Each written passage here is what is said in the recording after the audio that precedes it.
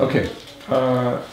Coming home on furlong, when he was sent overseas, was he able to come home at all? No. No. So he was gone, how many years? He left in August the 1st, 1942. Went up to Fort Custer, where they test you to determine where you should be sent. So he was tested and was determined that he should go to the Signal Corps in Joplin, Missouri, Camp Crowder. And being trained there to climb telephone poles, spice wires, and do that, marching back and forth to school, he developed a blister on his heel. Not going to the infirmary right away, he passed out one day, and they took him to the infirmary. From there, they took him to the hospital. He had 2 surgeries on that heel, and was in the hospital till he came home for Thanksgiving that year. That would have been 1942, for a 3-week rest and relaxation. And he spent a week here. It was Thanksgiving time. I know I had to work Thanksgiving morning at the office. We worked till 2 o'clock, and he met me on the bus, and we went out to Auntie Mary's and Uncle Gordon's for Thanksgiving dinner. And then he stayed a few days, and he went home to Pennsylvania, and he asked me to if I would take a week of my vacation. So I did, and went to Pennsylvania, and that's the first time I met his family. Was there a week, and then we came back together on the train, and he had to go back. Now, being that he's away, he's going to be in a different division. So he was trained he went up to Laramie, Wyoming, and Fort Collins, Colorado, to learn cryptography and all that. So he's in a different division. Now he's in the message center of the 97th Infantry, and they should have discharged him, because the heel was gone, and he wore 2 different sizes shoes. So when he was always supplied with an extra pair of shoes. So the first year you were married, you only saw him on weekends, a few weekends? Yes. And then once he was shipped out overseas, he was gone for how long? To February. Well, he came home at the end of the European area for a month, then went to Japan. So he came home on February the 7th, 1946. And then he was home for good? And he was home for good. Okay. Discharged. He was discharged in Chicago. And you bought your first car? First car. We put a deposit down in March of 1946 at Don Homer Chevrolet, Livernois and Grand River. Chevy. All right. So then he got into Walsh College. He went back to Walsh College to fill it, and graduated in August 1949. Okay. And he graduated with a degree? Degree, yes, in business administration. Okay. And then he was working then? When he came home in February 46, the government had an employment where veterans could go and apply for a job, and he went over. It was March of 46, and he made an application. They needed a bookkeeper at Universal Agency on East Grand Boulevard. And Which he is went an over insurance agency? An insurance agency, Universal, run by Paul Keller Sr. And he got in there as a bookkeeper. And there were several agents there. The main company was Auto Owners. And somehow or other there was a disagreement with the owner and Auto Owners. And all these agents went together and formed their own companies, like Aiken and Ormond, and the different Morrison and Cooper, and different ones, Gallagher, and they asked Johnny to set up their books. And that's how we became acquainted with Aiken and Ormond. He set up their books, They opened an office in Gratiot and 6 Mile, and every month Daddy would go over there to each one of these companies and check their books or whatever you do. And then long in let me see, we moved in 67. 1966, I think it was, their head bookkeeper at Aiken and Orman died of a heart attack and asked Daddy if he would come in and help them out. And he did. He would go over evenings and help, and then finally John Aiken said, listen, how about you working for me? And that's how he started with Aiken and Orman. But before that, he was working with Martin and Strock. Oh yeah, after he left Universal, Martin and Strock was one that left Universal, and they were out Plymouth Road, and they asked Daddy to come and work in their office. So that's how he got out to Martin and Strock, Plymouth Road. Yeah. But in '66, Aiken Yes. and Orman asked him to move if he would come and work for them. And they were in East Detroit? They were at Gratiot and 6 Mile. Oh, that's right. And then they moved to East And Detroit. then they moved to Gratiot and 15.5 Mile, or no, 9.5 Mile. Yeah. And so you remember those Christmas parties every Oh year? yes, they had Christmas. They took when they moved from 6 Mile and Gratiot, they bought a former drive-in restaurant, and they bought it and made it over into the offices. Downstairs was a group of offices. Upstairs was, I couldn't believe what they did. And they would every year they would have a Christmas party downstairs. Yes. Okay. We kind of skipped over this part a little bit.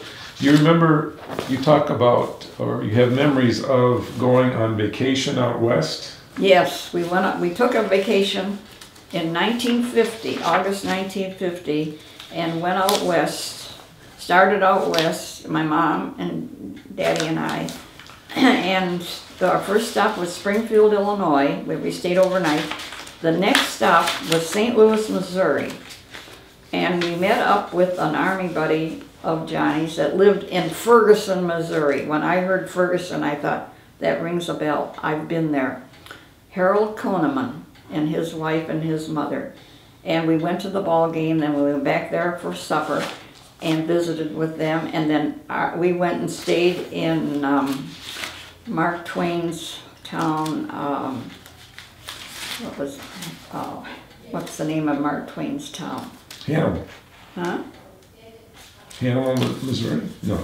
Mark Twain's town, Hannibal, Missouri. From there we went to Kansas, then we went into Colorado Springs, up to Cody, Wyoming, where there was a casino, and my mother had some slot machines. My mother put a nickel in, and she says, oh, come and help me. The nickels are all flying all over the floor.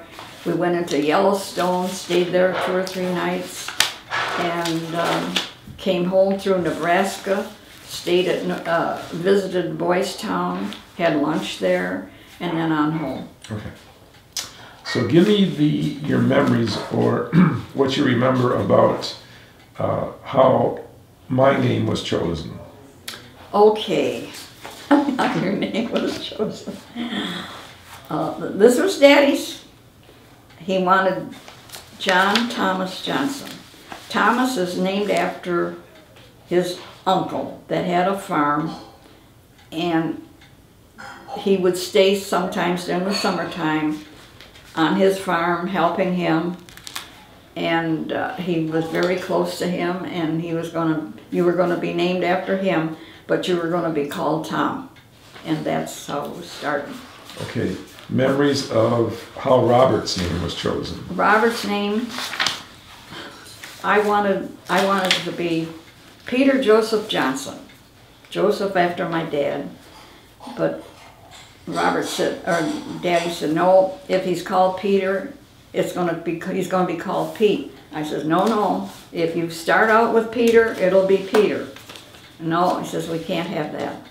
So he said, let's name him Robert, because it's kind of after me a little bit, being I was always called Bobby, and he said, I want He wanted his dad's name in there, Merle, M-E-R-L-E, where his dad's name is M-E-R-L, but we put the name, and then of course his brother's name is Merle. So it's Robert, that's how he got his name, Robert Merle. Okay.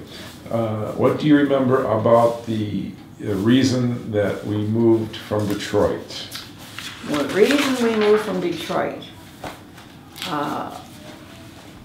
Board of Education? the Detroit Board of Education decided they were going to build a junior high school on the corner of West Chicago and Wyoming because it would just be a quarter of a mile from McKenzie.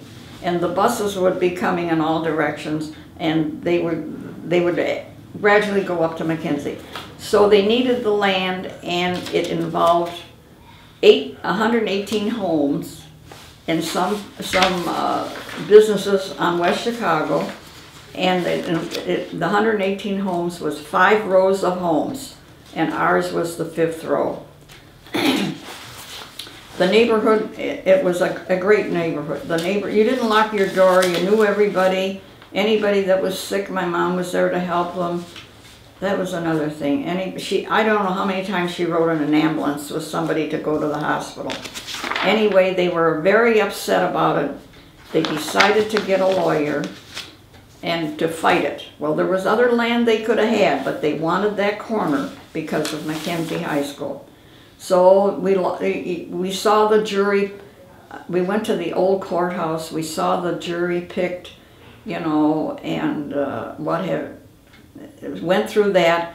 Well, we lost, so they decided. Then they came through and they gave you. They had men come through to get appraisals, appraise your house. Someone got 9,500. Some got 10,000, 10,500. Well, where could you go to move? Some were widows, widowers, a lot of retired people. Where could you go with that money? So they decided to have the lawyer fight for more money. So what did you get? $500 more. So at that time... So how much did you get for that? $10,500. Okay. And so you started looking for a new place to live. Yes. And...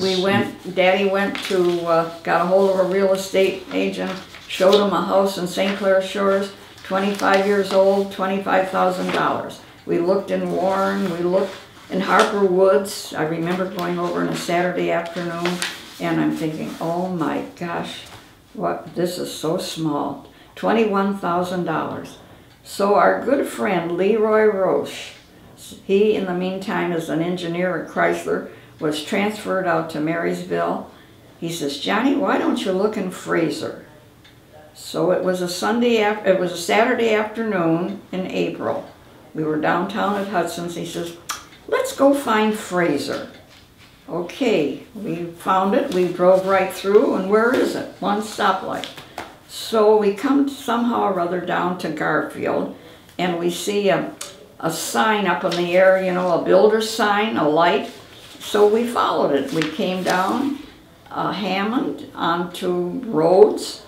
There was 2 houses on Rhodes, the Fishers and the Sides, 2 colonials.